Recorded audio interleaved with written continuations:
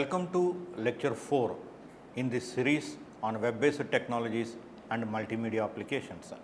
Today we will be discussing different ways of connecting to internet. The objective of today's discussion is to dwell into some very important ways of connecting to internet, as well as discuss those ways which are not very much popular, but still prevalent in some countries due to the infrastructure that is existing in those countries. So, country to country, the way you connect to internet may change based on their domestic infrastructure. And even in a single country, it is often possible that in some area always people prefer a particular way of connecting to internet when compared to another area. So, it all depends on the geography and the topography. So, we all need access to the internet, and this may be either from a dial-up connection or a direct line, such as using a coaxial cable, a fiber optic cable or copper wires, or using Wi-Fi, which I use at home as well as in the office, then by satellite or by cell phone, or to say mobile phone. So, whatever I mentioned earlier, long back, maybe a few decades back, I used to access internet using the dial-up connection. At that time, I had a phone, a landline. From there is a connection to the computer and we use a modem. So, when I am accessing internet, I cannot use my telephone, and the charges are that it is as if I am using my phone while speaking to somebody. So, my bills used to be the charges for calls, but not on the internet usage. Later, I started using the Wi-Fi. Now, I am using Wi-Fi, but using a FTTH, that is fiber to the home, and in office also I use Wi-Fi, and whenever I go out I use the mobile phone's internet connection by using the mobile data. So, an individual himself is using different ways to connect to internet, but then there are many other ways to access internet. So, we will be discussing each of them. Initially, the two primary methods of accessing the internet were through a direct connection, allowing users of local area networks to go online through their school or workplace systems, and dial-up connections through a modem and a phone line. We will discuss these methods in detail. There are two popular ways of accessing the internet. One is wide broadband access, the other is wireless broadband access. So, the most important thing is wired and wireless. What are the advantages of wired and what are the advantages of wireless? Of course, the advantage of wireless is that you can just move with your device in a fixed range, and your device will catch up the signal and you can access internet from your device. Wired sit at one place, but a stable connection. Wireless, the connection may not be stable due to some blockades or some locations where you have some hurdles and signal cannot really reach your device. So, wide broadband is perfect, wireless is perfect, provided we do not have many hurdles. So, these are the two popular ways. One is wide broadband access, the other is wireless broadband access. Now, let us initially see what are the different ways of connecting to internet in the case of wired broadband access. So, in this there are number of ways, but let us discuss some important ones. For example, we have dial-up access, then ISDN, which stands for Integrated Services Digital Network, then we have leased lines, then we have cable internet access, and then we have fiber to the home. So, these are the some of the famous ways of connecting using wide broadband. Now, wireless broadband, there are three popular ways. They are satellite broadband, mobile broadband, and wireless ISP. Now, let us start with the wide broadband, direct connection. Basically, this is a permanent connection which can be set up over a high speed communication link. This is normally used in organizations and corporates and use cable modem. that is used for the cable internet also, and a DSL connected to the internet. This kind of connection is established between your LAN server and the internet host or server. You may request for a connection as and when desired from your LAN server. It may have a direct line or may dial the number of the internet server to establish a link. One famous thing is that whenever you are using this type of connection, your internet service provider will also provide you with the number on which you have to dial to get the internet connection. Sometimes you will not get the line. So, you have to wait, you have to again dial, you have to dial again, and at some point you will get it, and once you get it, you would not like to disconnect because you do not know whether the call again gets connected or not. So, this is a major headache, and in initial days when internet access started, this is how we used to access the internet. In current years, high speed connections have gained popularity. These include cable, digital subscriber lines, usually known as a DSL, and integrated services digital network. This dedicated high speed connection is best suited for larger organizations which have to serve many internal and external customers. This kind of link allows us to become information provider around the clock. This connection allows full connectivity to internet. However, because of organization's own security, privacy or policy reasons, we may choose not to use all the connectivity features. Now, let us see the dial-up connection. Dial-up connection, it is the most common form of connectivity because all it requires is that the users have a phone line, which almost everybody is having. However, they rely on phone lines, and since they have limited transmission capacity, dial-up modems are very slow. In addition, for dial-up connection to the internet, we need to have a computer account on an ISP. For using the account, you must provide the host machine with the username and password. Initially, some broadband services are started by BSNL and MTNL in India. The broadband connection offers more exciting multimedia applications to the internet such as audio, video, dynamic animation and other things.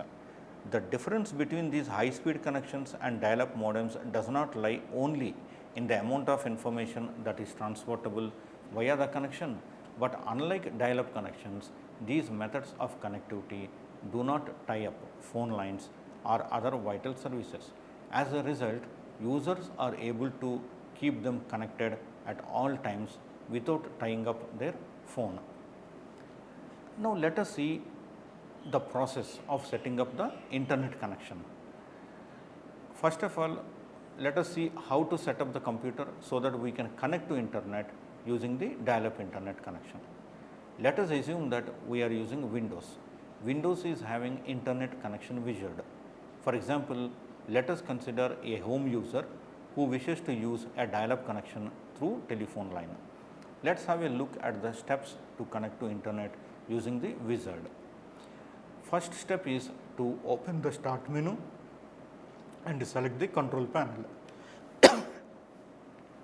Step 2 is when control panel window is opened, choose the network and internet connection icon. The third step is new connection. Step 5 is that we have to click on create a new connection, because in the new connection wizard this particular thing will be visible, hence it is step 5, not a step 4, though we use the same phrase there. And to continue, we have to click the next button. Step 6 is connection wizard will ask you the network connection types which you want to choose. As we are assuming an example of a home user who wishes to use a dial-up connection through telephone line, we will choose connected to the internet option. The next step is that we will assume that we know the internet service provider and we do not have any CD for installing automatically. Hence, we select set up my connection manually option. And then the next step says that we are using a dial-up modem, hence we have to select the appropriate option from the given options. So, we will be entering the name of internet service provider in the ISP box. and then we have to enter the telephone number with STD code given by the internet service provider for the dial-up connection to internet in the text box phone number. Once we do that, we will be entering our username and password into the provided boxes, and then we will click the next button to continue. We must confirm our password in the confirm password box. Then we have to click the check box to add a shortcut to this connection to the desktop, and then click the finish button. So once we have done that, we are through almost. Then after completing the new connection wizard, we can check whether the dial-up connection icon has appeared in network connection window or not.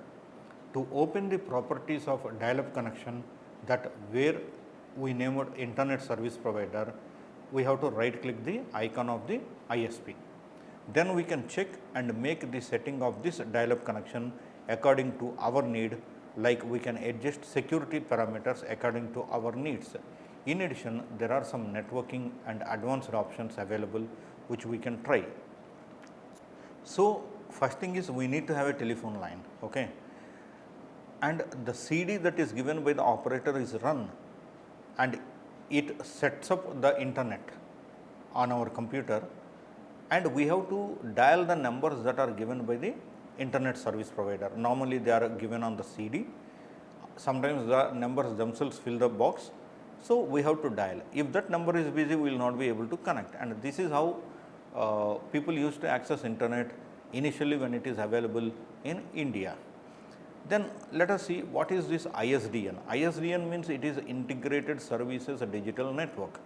It is a switched telephone service capable of transporting voice and digital data, and is one of the oldest internet access methods. ISDN has been used for voice, video conferencing and broadband data applications. ISDN was very popular in Europe but less common in North America. In India also it is very popular. Its use peaked in the late 1990s before the availability of DSL and cable modem technologies. Basic rate ISDN, known as ISDN BRI, has 264 kilobits or bearer or B channels. These channels can be used separately for voice or data calls or bonded together to provide a 128 kilobits service. Multiple ISDN BRI lines can be bonded together to provide data rates above 128 kilobits. Primary rate ISDN, known as ISDN PRI, has 23 bearer channels, that is 64 kilobits per second each, for a combined data rate of 1.5 megabits per second.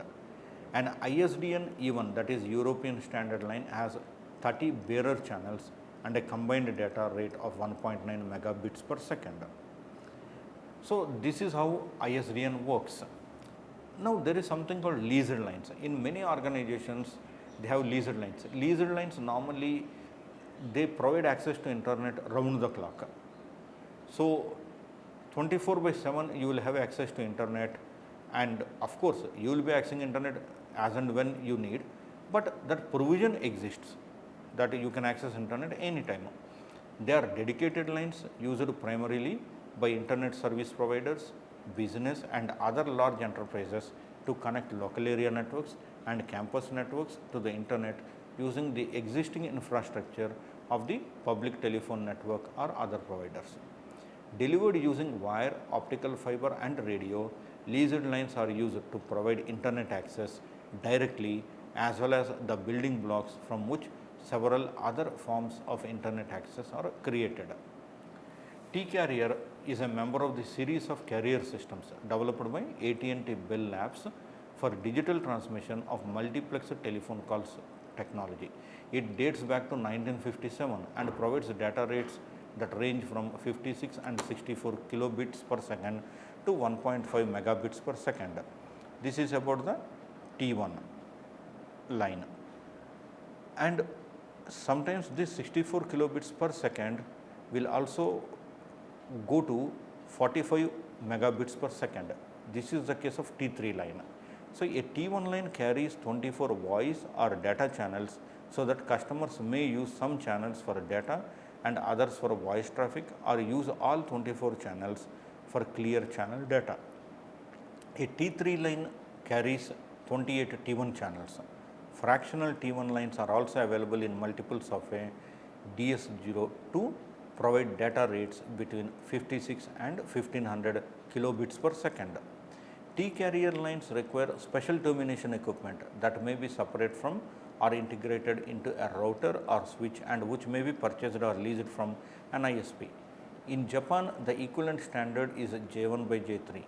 In Europe, a slightly different standard, E-carrier, a member of the series of carrier systems developed for digital transmission of many simultaneous telephone calls by time division multiplexing, and provides 32 user channels at 64 kilobits per second on an E1 and 5 user channels or 61 or 16 E1s on an E3. Synchronous optical networking, in short we call it SONET, and synchronous digital hierarchy, in short we can call SDH, are the standard multiplexing protocols used to carry high data rate digital bit streams over optical fiber using lasers or highly coherent light from light emitting diodes. At lower transmission rates, data can also be transferred via an electrical interface. The basic unit of framing is an optical or electrical stream which carries 155.520 megabits per second. Higher data rates are delivered in multiples of 4 data streams with uniform bandwidth. The 1, 10, 40 and 100 gigabit Ethernet IEEE standards that fall under I802.3 allow digital data to be delivered over copper wiring at distances to 100 meters and over optical fiber at distances to 40 kilometers. Now, let us see what is meant by the cable internet access. What happens is that the cable internet access infrastructure is same as that of the cable television. So, you have cable TV, you have wire that is connected to your TV, and then you also have a set-top box. So, the same infrastructure is used to access internet also. Like a digital subscriber line and fiber to the premises services, cable internet access providers provide network edge connectivity, that is last mile access from the internet service provider to an end user. It is integrated into the cable television infrastructure analogously to DSL, which uses the existing telephone network. Cable TV networks and telecommunications networks are the two predominant forms. Recently, both have seen increased competition from fiber deployments, wireless and mobile networks. Broadband cable internet access requires a cable modem at the customer's premises and a cable modem termination system, which in short we call CMTS, at the cable operator facility, typically a cable television head end. The two are connected via coaxial cable or a hybrid fiber coaxial plant. We call it in short as HFC.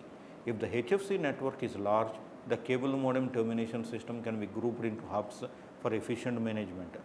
Downstream, the direction towards the user bit rates can be as high as 1 gigabits per second. Upstream traffic originating at the user ranges from 384 kilobits per second to more than 50 megabits per second. One downstream channel can handle hundreds of cable modems. As the system grows, the CMTS can be upgraded with more downstream and upstream ports and grouped into hub CMTS for efficient management. In the case of cable internet, bandwidth is shared among all the subscribers. So, cable internet access is also very much fine, and normally you will pay the price based on the bandwidth for which you subscribed. If you subscribe to the higher bandwidth, then you have to pay more. So, this is how cable internet operates. Now, let us see how DSL operates, that is a digital subscriber line. DSL service provides a connection to the internet through the telephone network. Unlike dial-up, DSL can operate using a single phone line without preventing normal use of the telephone line for voice phone calls. DSL uses the high frequencies, while the low audible frequencies of the line are left free for regular telephone connection. These frequency bands are subsequently separated by filters installed at the customer's premises. In ADSL, that is asymmetric DSL, the data throughput in the upstream direction is lower than that in the downstream direction, hence the designation of asymmetric. In the case of SDSL, that is symmetric DSL, both the data rates are same. Now, let us see what is FTTH. FTTH stands for fiber to the home. It is the delivery of communication signal over optical fiber from the operator switching equipment all the way to your home, thereby replacing existing copper infrastructure such as telephone wires and coaxial cables. The use of optical fiber offers much higher data rates over relatively longer distances. Most high capacity internet and cable television backbones already use fiber optic technology with data switched to other technologies such as DSL cable and others for final delivery to the customers. Now, there is something called power line internet. See, one important thing is initially when we are accessing internet, we are using the telephone line. We are connecting the telephone line to the computer, we have a modem, okay, and when we are accessing the internet, your telephone line is busy, so you are charged just as if you are using your phone. That is how we use it. So, we are using telephone lines. Then we are using cable network to access the internet. Now, we will see how to use the power lines. So, you are getting power to your home. There are wires which are supplying power to your home, and using that infrastructure also it is possible to connect to internet or access the internet. This is called power line internet, and we also call it as a broadband over power lines. It carries data on a conductor that is used for electric power transmission. Because of the extensive power line infrastructure already in place, this technology can provide people in rural and low population areas access to the internet with little cost in terms of new transmission equipment, cables or wires. Data rates are asymmetric and generally range from 256 kilobits per second to 2.7 megabits per second. In this technology, a repeater needs to be installed on each transformer. So, a repeater is nothing but a signal booster. See the name repeater, repeat means you are again doing it. So, you get the signal with the same strength or with increased strength you forward it. So, wherever you think that the signal will become weak, there you install one signal booster or repeater. So, it will again transmit the signal with the same strength or with a higher strength. So, one disadvantage with power lines is that wherever there is a transformer, we need to have a repeater there. So, you have more transformers, you need more repeaters. You have less transformers, you need less repeaters. So, data rates they are asymmetric and generally range from 256 kilobits per second to 2.7 megabits per second.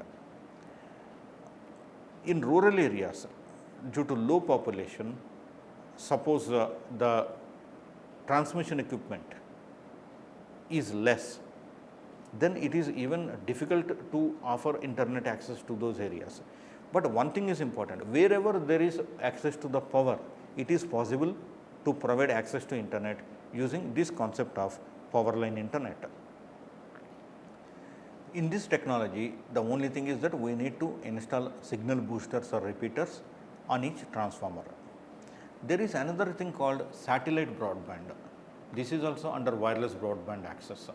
Basically, until now we have seen wide broadband access. Now we will see wireless broadband access. In this, the first one which we will be looking into is satellite broadband. Satellite broadband internet provides fixed, portable and mobile internet access. Data rates range from 2 kilobits per second to 1 gigabit per second downstream and from 2 kilobits per second to 10 megabits per second upstream. In the northern hemisphere, satellite antenna dishes require a clear line of sight to the southern sky due to the equatorial position of all geostationary satellites.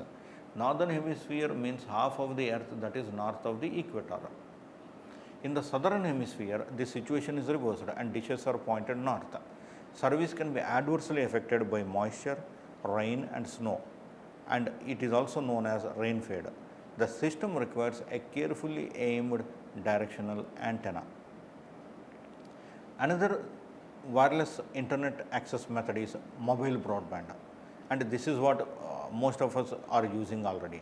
Mobile broadband, or we can also call it as wireless internet access, it is delivered through mobile phone towers to computers, mobile phones and other digital devices using portable modems.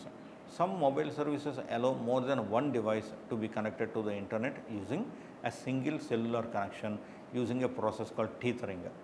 The modem may be built into laptop computers, tablets, mobile phones and other devices, added to some devices using PC cards, USB modems and USB sticks or dongles, or separate wireless modems can be used. So, by using all these things, we can access the mobile broadband.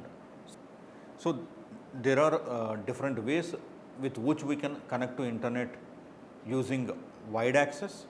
There are different ways of connecting to internet using wireless access. What I suggest to you is that try to find out some ways of accessing internet which are not covered in today's discussion. And in case you have any doubts or questions, please feel free to email to me. I have also given you some references. Thank you very much for joining.